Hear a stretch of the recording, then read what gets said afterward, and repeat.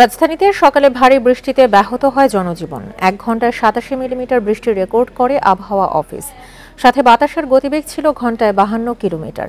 দেশজুড়ে আরও 2 থেকে 3 দিন থেমে থেমে বৃষ্টি ও বজ্রবৃষ্টির পূর্বাভাস দিয়েছে আবহাওয়া অধিদপ্তর। দেশের 1 নম্বর গ্লুকোজ ব্র্যান্ড গ্লুকোম্যাক্স টি একই এনার্জিতে এলো নতুন প্যাকে। শনিবার ভোর থেকেই রাজধানীর আকাশ ছিল মেঘাচ্ছন্ন।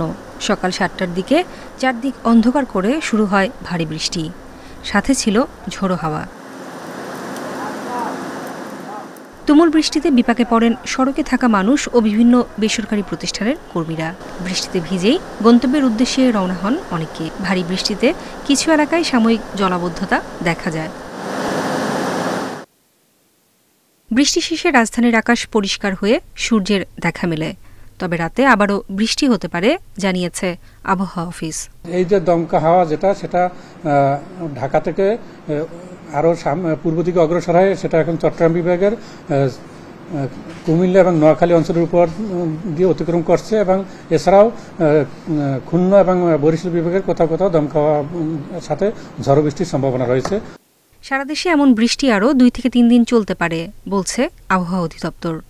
14 মের পর বৃষ্টি কমে তাপমাত্রা কিছুটা বাড়বে। শেষ রাতের দিকে বৃষ্টিপাতের সম্ভাবনা রয়েছে, কারণ যে বৃষ্টিপাতের যে ধারাটা অব্যাহত রয়েছে সেটা আরও 13-14 তারিখ পর্যন্ত অব্যাহত থাকতে পারে।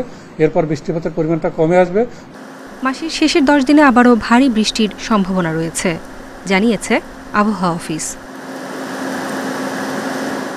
নূরে জান্নাত, ইন্ডিপেন্ডেন্ট নিউজ, ঢাকা।